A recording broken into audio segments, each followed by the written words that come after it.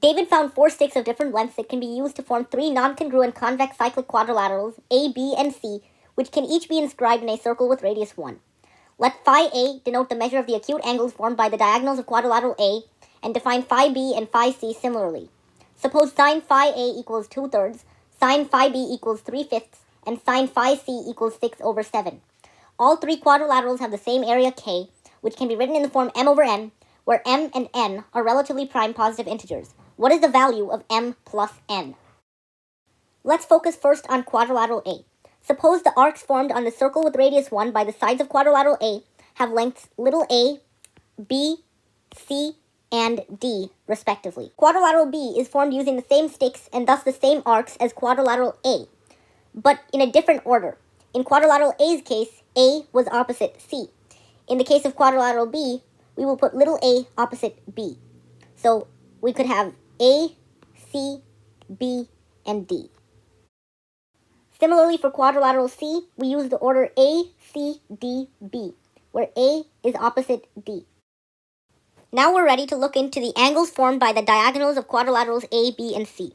Note that phi A is equal to A plus C over 2. So we can write sine of A plus C over 2 is equal to 2/3.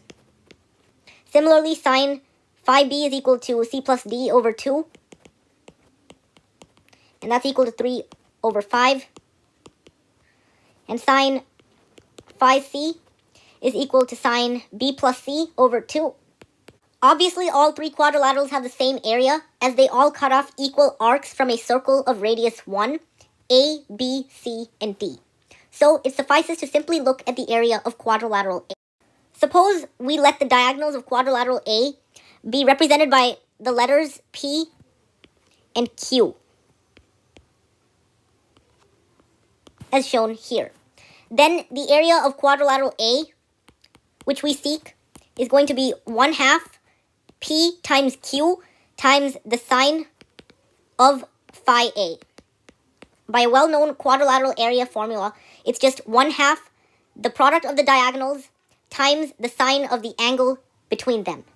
We wish to find the values of both P and Q, but P is just relative to this angle by the extended law of sines.